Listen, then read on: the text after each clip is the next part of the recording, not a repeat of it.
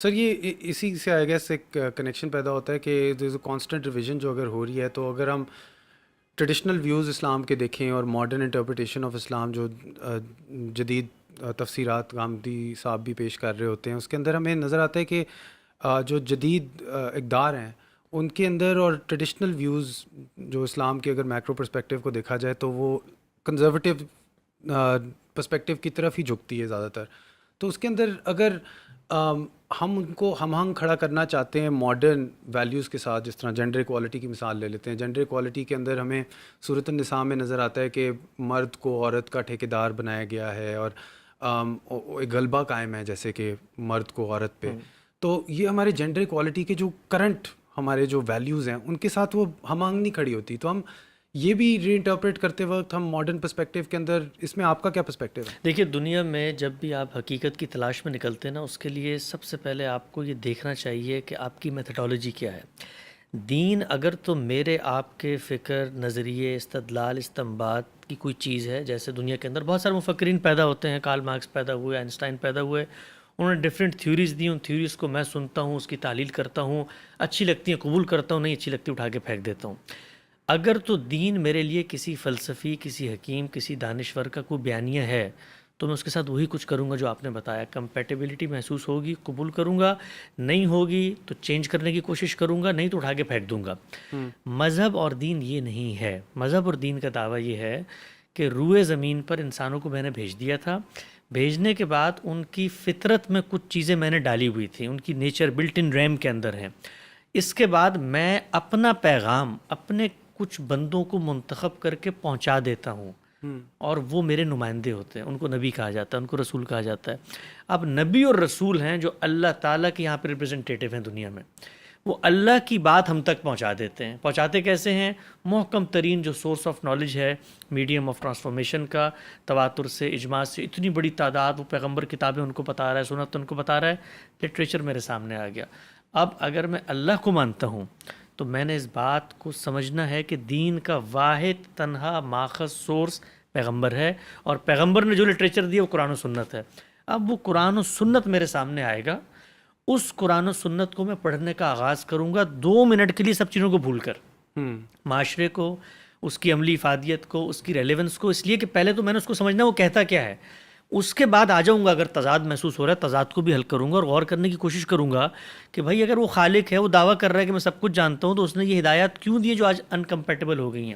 تو غامدی صاحب نے جو کام کیا وہ نہ ماڈرنسٹ کا کام ہے نہ ٹریڈیشنلسٹ کا کام ہے، وہ پیور ریسرچ اور ایک طالب علمانہ طور پہ چیزوں کو ایکسپلور کرنے کا کام ہے. مثلا مثال دیتا ہوں، اسی مثال کو ہم لے لیتے ہیں، بڑی اچھی مثال آپ نے دی. قرآن میرے سامنے آ گیا. اب قرآن جب میں کھولتا ہوں تو عربی زبان میں ہے. اب زبان کو سمجھنے کی دنیا میں یونیورسل کچھ فینومیننز ہیں. بھائی اس میں ایک لفظ ہوگا، لفظ کا کانٹیکسٹ ہوگا، وہ کلام کے اندر آئے گا تو اس کا کچھ سیاق و سباق ہوگا، بات کہیں سے شروع ہوگی کہیں پہ ختم ہوگی. تو اب وہ یہ کہتے ہیں کہ آپ نے قرآن پڑھنا ہے نا پہلے، تو قرآن کو اسی طرح پڑھنا جس طرح شیکسپیئر کا لٹریچر پڑھتے ہو. اس کا کانٹیکسٹ، لفظ، معنی، آگے پیچھے سب کچھ دیکھو، تب اس کی بات سمجھ میں آئے گی. تو پہلے ذرا اس کو الگ کر کے اس کی بات سمجھ لو. جب سمجھ لو گے تو پھر تمہیں میں لے کے جاؤں گا سماج میں، معاشرے میں تمہارا، کیونکہ اس دین نے باہر کے عملاً تو معاشرے میں سامنے آنا ہے نا. تو کمپیٹیبلٹی تو بہت ضروری ہے. کمپیٹیبلٹی نہیں ہوگی تو وہ دین تو فلسفہ ہو گیا، میں ایمان لے آیا، تو میں کروں گا کیا پریکٹیکل لائف میں. تو اسی مثال کو آپ لے لیں. انہوں نے اس کو لیا اور لے کر بتایا کہ اللہ کہہ کیا رہا ہے. اللہ یہ کہہ رہا ہے کہ دنیا کے اندر جس وقت تم جینا چاہتے ہو تو تم نظم کریٹ کرتے ہو، تم اسٹیٹ اسٹرکچر بناتے ہو. اسٹیٹ اسٹرکچر کے اندر کیا نیوسنس کو برداشت کیا جا سکتا ہے؟ کیا اس چیز کو برداشت کیا جا سکتا ہے کہ آپ کھڑے ہو کے بغاوت کر دیں، آپ حکم ماننے سے انکار کر دیں، غلط حکم بھی ہو؟ کانسٹیبل مجھے روک لیتا ہے نا، میں کیوں اس کی ہدایت پر رکتا ہوں؟ میں بہت بڑا پی ایچ ڈی ہوتا ہوں، بڑا تھیولوجین ہوتا ہوں، لیکن رک جاتا ہوں. کیوں؟ اتھارٹی ہے اس کے پاس، اسٹرکچر آگے نہیں بڑھ سکتا.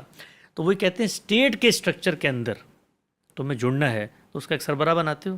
ہم بناتے ہیں پرائم منسٹر، پریزیڈنٹ بناتے ہیں. کیوں بھائی؟ میرے مطلب میں بھی تو وہی عقل، آنکھ، منہ، ناک رکھتا ہوں جو پریزیڈنٹ کا ہوتا ہے. ہمیں پتہ ہے کہ اسٹرکچر کو سربراہ چاہیے، وہ اتھارٹی لیتا ہے، وہ رسپانسبلٹی لیتا ہے، اور پھر وہ جواب دہ بھی ہوتا ہے. تو اللہ میاں یہ کہتے ہیں کہ یہ خاندان بھی اسی طرح کا ایک اسٹرکچر ہے. اس میں میاں بیوی جب آ کر بیٹھتے ہیں، ملتے ہیں، تو دن میں 10 اختلافات ہوں گے. کون ذمہ داری لے رہا ہے خاندان کی؟ سوال یہ ہے.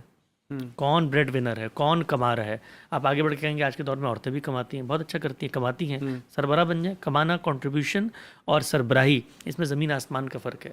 سربراہی کا مطلب یہ ہوتا ہے واٹر ہیٹر اگر خراب ہو گیا نا میرا اور پیسے نہیں ہیں جیب میں, تو میں یہ نہیں کہہ سکتا یار میں اس ہفتے سے کنٹریبیوٹ نہیں کر رہا, میں بازار میں نکلوں گا بطور مرد کے, دوستوں کے آگے جھولی پھیلاؤں گا, پیسے قرض لے کر آؤں گا عزت نفس مجروح کر کے, اور گھر کو رننگ ایکسپینسز کے ساتھ چلاؤں گا. تو اللہ یہ کہتے ہیں کہ اس اسٹرکچر میں مرد یہ ذمہ داری لیتا ہے. اچھا یہ اللہ تعالیٰ نے نہیں کہا بھی تم ہی لو, عورت لے لے, عورت لے لے, لیکن لینی پڑے گی کسی ایک کو. اچھا آپ کہتے ہیں 2 لوگ لے لیں, یہ بھی تو ہو سکتا ہے نا, میوچول کنٹریبیوشن سے 2 لوگ ہیں, ہم دونوں مل کے ذمہ داری لیتے ہیں, 2 لوگ ذمہ داری لے, 2 لوگوں میں کانفلکٹ ہو گیا, فیصلہ کیسے ہوگا؟ 2 شادیاں کرنی پڑیں گی مرد کو, تاکہ 2 عورتیں ایک طرف ہوں, پھر مرد, یعنی کم سے کم جمہوری اصول پہ فیصلہ ہو جائے. یا تو دونوں برابر کھڑے ہوئے ہیں, فیصلہ کیسے کرو گے بھائی؟ تو کسی ایک نے فیصلہ کرنا ہے. خاندان کے اندر وہ فیصلہ مرد کرتا ہے اس لیے کہ وہ بریڈ ونر ہے, اس لیے کہ وہ ذمہ داری لے رہا ہے. عورتیں لینا چاہتی ہیں. میرے پاس بہت ساری خواتین US میں آتی ہیں, دنیا بھر میں ہم جاتے ہیں, ٹریول کرتے ہیں, وہ کہتی ہیں میں تو بڑی انٹرپرینور ہوں, سیلف امپاور ہوں. That's very nice. شادی کرو, کانٹریکٹ میں لکھ لو دین اسلام کو کوئی اعتراض نہیں ہے, کل سے میں باس ہوں گھر کی اس لیے کہ میں ذمہ داری. کہتی یہ ذمہ داری والا بڑا مشکل کام ہے یار, میں کنٹریبیوٹ کر دوں گی. تو اس وجہ سے اللہ تعالیٰ کہتے ہیں کہ شوہر گھر کا, مرد کو نہیں کہا کہ عورتوں کا سربراہ ہے, شوہر کو کہا. تو یہاں پر جینڈر ایکویلٹی کا کوئی سوال ہی نہیں ہے کہ ماں اور بیٹا برابر ہیں.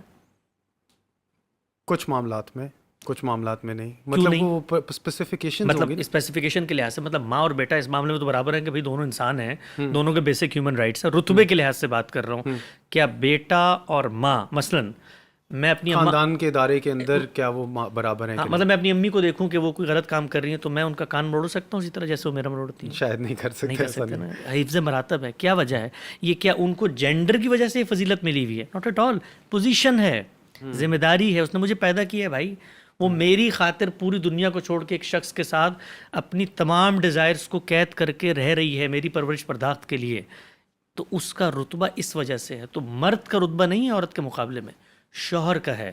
اور شوہر ذمہ داری کی جگہ پہ کھڑا ہوا ہے, عورت ذمہ داری کی جگہ پہ آ جائے, دین کے مطابق یہ رتبہ اس کو مل جائے گا. تو کوئی جینڈر ڈسکریمنیشن نہیں ہے اس میں. تو سر اس میں اگر غیر درجہ بندی کے دستور کے ذریعے اگر کوئی اتھارٹی گرانٹ کی جا سکے, جس طرح آپ کہہ رہے ہیں کہ ایک ہائرارکیکل پرسپیکٹیو ہونا چاہیے جس کے اندر ٹاپ کے اوپر ایک بندہ بیٹھے گا جو پاور میں ہوگا, اس کیس میں مرد بن رہا ہے, تو ایک غیر درجہ بندی کے دستور میں بھی تو ہو سکتا ہے کہ اصول کے مطابق اگر ماں کچھ غلط کر رہی ہے تو بیٹا کچھ بول سکتا ہے نا, اور وہ اصول بیان کر سکتا ہے, اور وہی آپ کی ریزننگ استدلال کے ذریعے بیان کر سکتا ہے کہ امی آپ نے یہ چیز غلط کی ہے.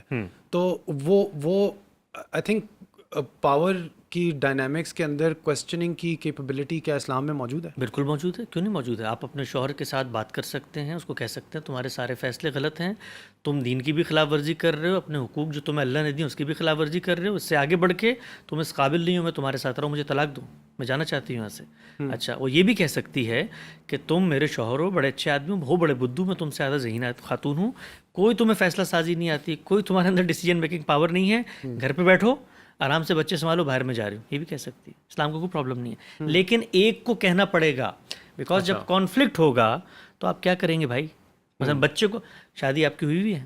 جی بالکل. ہاں میری بھی ہوئی ہوئی ہے. ہم دونوں پریکٹیکل لائف کے ذرا مطلب ایک ہوتی ہے فلسفے کی گفتگو آسمان پہ, ذرا زمین کی گفتگو کریں. میرے ٹوئنز ہیں, دن میں 100 ڈیسیجنز لینے پڑتے ہیں مجھے, ان 100 میں اختلاف بھی ہوتا ہے, اس میں کوئی ایک وے آؤٹ نکال کے آگے بڑھنا پڑتا ہے, ورنہ تو پارلیمنٹ کے سیشن کی طرح پورے دن تقریر کرتے ہیں اور بچے وہاں بھوکے بیٹھ رہے ہیں. میں نے تو یہ نوٹ کیا درمیانہ راستہ نکال. زندگی میں بہت کم ایسے موقع ہوتے ہیں جس کے اوپر آپ نے بڑے فیصلے کرنے ہوتے ہیں, لیکن کرنے ہوتے ہیں تو اس موقع پر اتھارٹی تو ہوگی نا. کیا کریں گے؟ یہ تو نہیں ہوتا کہ میاں شوہر روز ہنٹر لے کے بیٹھا ہوتا ہے, مجھے سربراہ بنا دیا میں نے فیصلہ کرنا. نہیں, بڑے فیصلے ہوتے ہیں, ان بڑے فیصلوں میں آپ کو ایک سربراہ چاہیے ہے. اور وہ بڑے فیصلوں میں سربراہی ملی کیوں ہے اس کو؟ اس لیے کہ اس نے سب سے بڑے فیصلے میں سیکریفائس کیے پیسہ. کما کے لاتے ہیں, آپ کماتے ہیں, میں کماتا ہوں. ذرا لوگ پوچھیں, باہر نکلتے ہیں سوسائٹی میں, کہ ایک مرد بطور شوہر جو ذمہ داری اٹھا رہا ہوتا ہے وہ برڈن کتنا بڑا ہے, سائیکولوجیکل برڈن کتنا بڑا ہے, ایموشنل برڈن کتنا بڑا ہے, فزیکل برڈن کتنا بڑا ہے.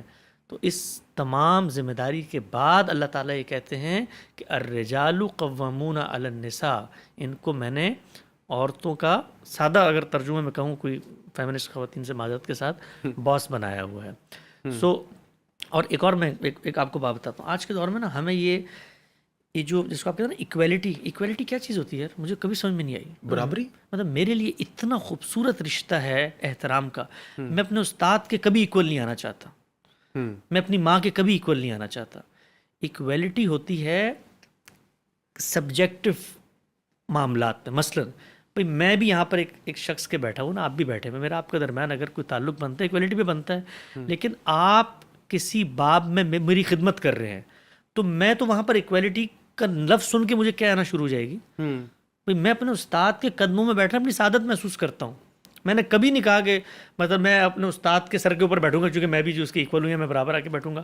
تو ہمارے ہاں یہ جو احترام ہے نا، یہ اتنا خوبصورت رشتہ ہے. ماں کے ساتھ خاندان کیوں بناتے ہیں ہم؟ یہ رشتہ دار کیوں بنتے ہیں؟ یہ سارا کا سارا معاملہ کیوں چلتا ہے؟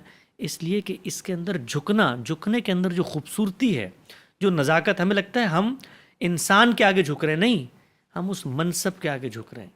اس رشتے کی جو قدر میرے دل میں ہے اس کے آگے ہم جھک رہے ہیں. تو میں ماں کا احترام کرتا ہوں، بیوی میرا احترام کرتی ہے، میں باپ کا احترام کرتا ہوں، سب مل کے ریاست کا احترام کرتے ہیں. اس سے خوبصورت نظم وجود میں آتا ہے، گلدستہ وجود میں آتا ہے. سب لوگ ڈنڈا لے کے نکلے ہوئے ہوں. آپ ذرا کبھی اپنے ڈرائیور کو کہیں کسی معاملے میں کہ بھائی گاڑی مجھے لگتا ہے آج صاف کر لو، کہتے میرا دل چاہ رہا ہے صاف نہیں ہونی چاہیے. نظم چلا کے دکھائیں دنیا کا مجھے، 2 منٹ نہیں چلتا. تو اس دنیا میں ہر انسان کو دوسرے کے ماتحت کیا گیا ہے، اور اس رشتے میں آپ بیسک ہیومن ویلیوز کو لے کے چلتے ہیں، کوئی پرابلم پیدا نہیں ہوتا. لیکن آپ ہر جگہ کہتے ہیں ایکویلٹی تب ہو جب شادی خاندان کا ادارہ اس مقصد کے لیے بنایا گیا، اور اس مقصد کے لیے بنایا نہیں گیا.